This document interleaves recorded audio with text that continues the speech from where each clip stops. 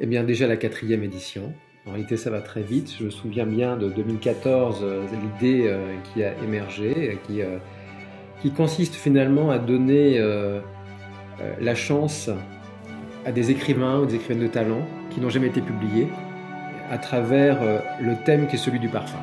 Et ce qui a donné lieu je dirais, un fantastique recueil de nouvelles. Les délibérations ont été très animées, je dirais, pour choisir 20 nouvelles parmi des centaines. Voilà, donc c'est une très belle expérience, des belles rencontres.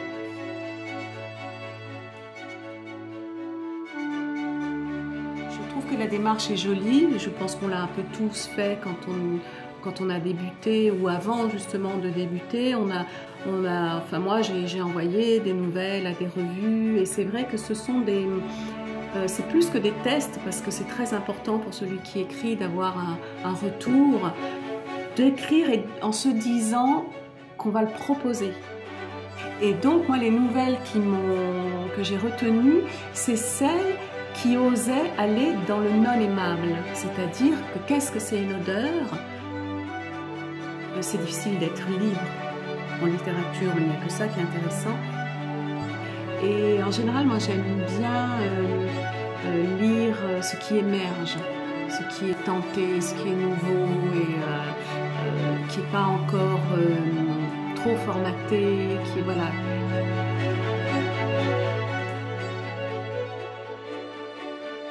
C'est une très belle soirée.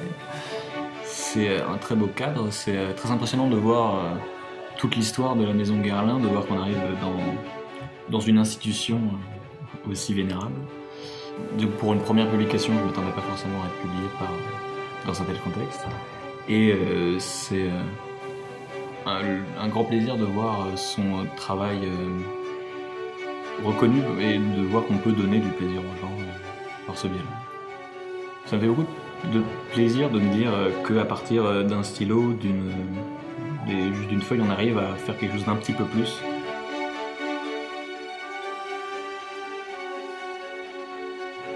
C'était une émotion que j'avais jamais vécue précédemment. C'était inattendu. Voilà, c'était inattendu dans le sens où on envoie à tout hasard. Est-ce que ça peut vraiment intéresser quelqu'un d'autre à part moi et ma famille? Probablement non.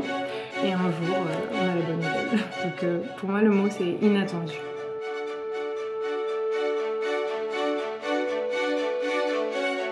Et en fait, ce qu'il y a d'extraordinaire, c'est que chaque histoire raconte un voyage dans l'espace et dans le temps absolument fantastique. Chacun a décrit une période, un endroit autour de notre Terre. Et en fait, moi qui voyage énormément pour acheter les matières premières dans le monde, j'ai été ému de voir comment on pouvait voyager aussi autrement.